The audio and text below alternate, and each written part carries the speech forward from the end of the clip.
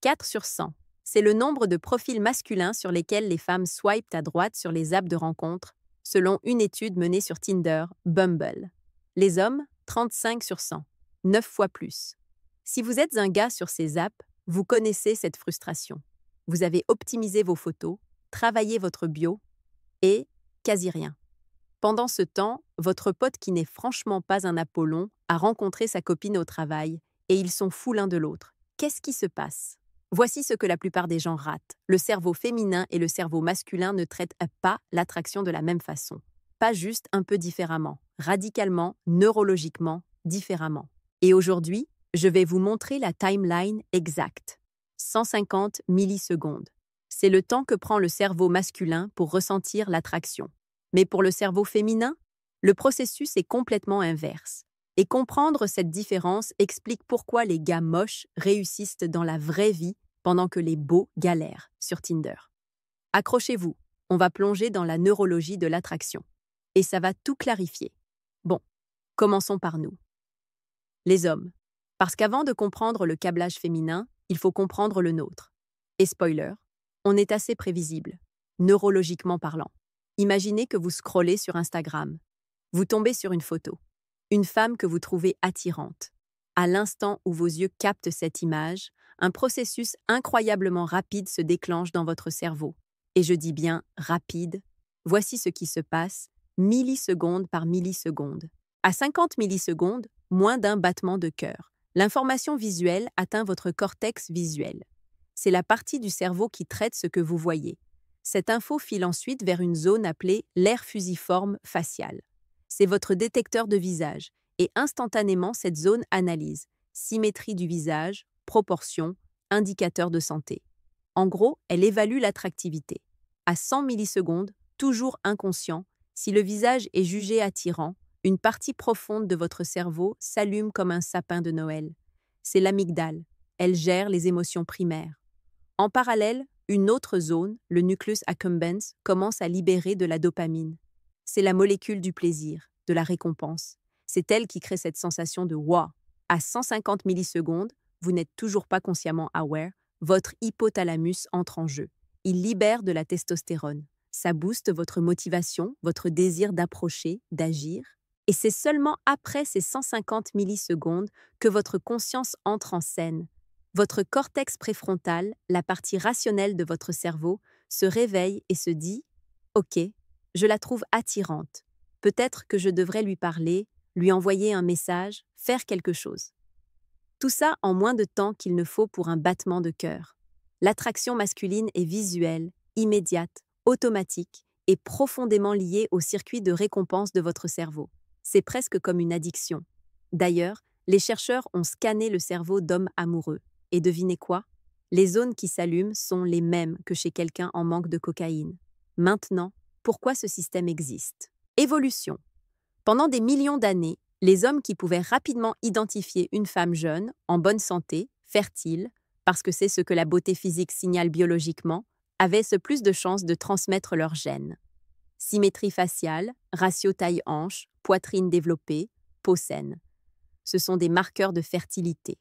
Votre cerveau est câblé pour les détecter en 150 millisecondes parce que, dans l'histoire de notre espèce, les gars qui hésitaient perdaient l'opportunité. C'est automatique. Ce n'est pas un choix, ce n'est pas superficiel, c'est juste le câblage. Transition, boucle ouverte. Nord 2. Maintenant, voici où ça devient vraiment contre-intuitif. Vous pourriez penser que les femmes fonctionnent de la même façon, qu'elles voient un beau mec et boum, dopamine, attraction, c'est parti. Sauf que non, pas du tout. Et c'est là que tout s'explique. Prenons la même scène. Une femme scrolle sur Instagram. Elle tombe sur la photo d'un homme, objectivement beau. Mâchoire carrée, yeux clairs, corps sculpté, le package complet. Que se passe-t-il dans son cerveau? L'image arrive au cortex visuel, comme chez nous. Elle est traitée par l'aire fusiforme faciale. Le visage est analysé. Symétrie, proportion, beauté esthétique. Tout ça fonctionne. Mais ensuite, rien. L'amygdale, ce centre émotionnel qui s'allumait comme un feu d'artifice chez l'homme, chez la femme, elle reste relativement calme. Pas d'excitation intense, pas de « wow » émotionnel. Le nucleus accumbens, qui libérait de la dopamine pour créer cette sensation de récompense. Silence radio. Pas de décharge de plaisir. Ce que la femme ressent à ce stade, c'est une appréciation esthétique. Un peu comme si vous regardiez une belle voiture ou un coucher de soleil magnifique. Vous reconnaissez la beauté, vous appréciez, mais vous n'êtes pas sexuellement ou romantiquement attiré par un coucher de soleil. Au lieu de ça, l'information visuelle est envoyée vers une zone différente du cerveau, le cortex préfrontal ventromédian. Appelez-le le VMPFC pour faire court. C'est la partie du cerveau responsable de la prise de décision rationnelle, de l'évaluation sociale, de l'analyse de la valeur. Et cette zone commence à poser des questions. Il a l'air confiant? Il dégage du succès? Comment est son langage corporel? Il a l'air d'avoir du statut social? Il semble intelligent, mature, stable. Le cerveau féminin n'est pas en train de ressentir. Il est en train d'évaluer, d'analyser, de scanner pour détecter des signaux de valeur. Et ça vient aussi de l'évolution, mais d'une pression évolutionnaire complètement différente. Rembobinons de quelques millions d'années. Nos ancêtres hominidés commencent à marcher sur 2 jambes. C'est génial pour voir loin, pour libérer les mains. Mais ça crée un problème. Pour marcher debout, le bassin doit devenir plus étroit. En même temps, le cerveau humain grossit. Beaucoup. Un gros cerveau, ça veut dire un gros crâne. Un gros crâne de bébé qui doit passer par un bassin qui rétrécit. Houston, on a un problème. La solution évolutionnaire, les femmes commencent à accoucher avant que le cerveau du bébé soit complètement développé. C'est pour ça qu'un bébé humain est totalement dépendant pendant des années, alors qu'un bébé chimpanzé peut se débrouiller beaucoup plus vite. Mais cette solution crée un autre défi. Pendant la grossesse, surtout les derniers mois où la femme est vulnérable, moins mobile, et pendant les premières années de vie de l'enfant, la mère et le bébé sont en danger constant. Prédateurs, famine, conflits tribaux. Pour survivre, une femme ne pouvait pas juste choisir n'importe quel partenaire. Elle devait choisir un homme qui allait la protéger pendant cette période de vulnérabilité, lui fournir des ressources, nourriture, abri, rester, ne pas partir, être loyal, être intelligent et débrouillard pour naviguer les défis, avoir du statut social pour garantir la sécurité du groupe. L'apparence physique? Secondaire. Utile peut-être, mais pas crucial. Ce qui était crucial, c'était la capacité à assurer la survie. Et ça, on ne peut pas le détecter en 150 millisecondes en regardant un visage. Ça demande du temps, de l'observation, de l'évaluation. Alors, le cerveau féminin a évolué pour faire exactement ça. Évaluer rationnellement, patiemment, la valeur réelle d'un partenaire potentiel. Transition, boucle ouverte. Dore 3. Ok, mais attendez. Si l'attraction féminine est si rationnelle, si calculée, pourquoi est-ce qu'on voit des femmes devenir absolument folles amoureuses, perdre toute logique, ignorer les red flags criants? Parce qu'il y a une deuxième phase, et c'est là que ça devient émotionnel. Voici ce qui se passe une fois que l'évaluation rationnelle est passée. Si un homme commence à démontrer ces qualités que le cerveau féminin recherche, confiance, compétence sociale, ambition, stabilité émotionnelle, capacité à créer une connexion, quelque chose change neurologiquement. Progressivement, les zones émotionnelles du cerveau féminin commencent à s'activer. L'amygdale, qui était restée froide face à la simple beauté physique, commence à s'allumer. Le nucleus accumbens commence à libérer de la dopamine quand elle pense à lui, quand elle le voit, quand elle entend sa voix. Et en parallèle, le VMPFC, cette partie rationnelle qui analysait tout, commence à se calmer, à devenir moins active. C'est le moment où une femme tombe amoureuse. Et à ce stade, elle ressent la même intensité émotionnelle, la même obsession, le même afflux de dopamine que l'homme avait ressenti dès les premières 150 millisecondes. Mais la différence cruciale, pour elle, ça prend du temps. Ça demande de l'expérience, de l'interaction, de la connexion. Et une fois que ce shift se produit, la partie rationnelle s'éteint.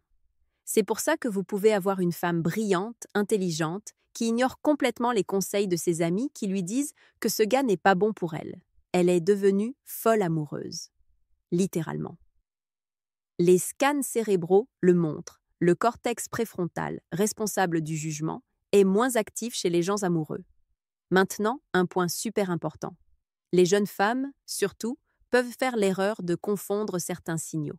Par exemple, le bad boy, le rebelle, le gars dominant, un peu dangereux. Il affiche de la confiance, du courage, de l'audace. Ce sont des signaux que le cerveau féminin reconnaît comme de la valeur. Mais si cette confiance n'est pas accompagnée de loyauté, de maturité émotionnelle, de capacité à s'engager, la relation échoue à long terme. Les femmes qui ont plus d'expérience apprennent à distinguer la vraie valeur, confiance, plus loyauté, plus connexion émotionnelle, de la fausse confiance. Et c'est pour ça que l'attraction mature se construit sur la sécurité, la confiance et la compréhension mutuelle. Transition, boucle ouverte. Goal 4. OK, récapitulons. Le cerveau masculin, visuel, rapide, émotionnel dès le départ. Le cerveau féminin, évaluatif, lent, rationnel puis émotionnel. Mais concrètement, quelles sont les différences précises? Parce que comprendre ça, c'est comprendre 90% des malentendus dans les relations. Voici les 7 différences neurologiques majeures entre l'attraction masculine et l'attraction féminine. Je vais aller vite, mais chacune est importante. Différence 1, le centre de désir. Chez l'homme, l'attraction active les zones émotionnelles profondes dès le départ. Amygdale, nucleus accumbens, hypothalamus. C'est viscéral, automatique. Chez la femme, ces zones restent calmes face à l'apparence seule.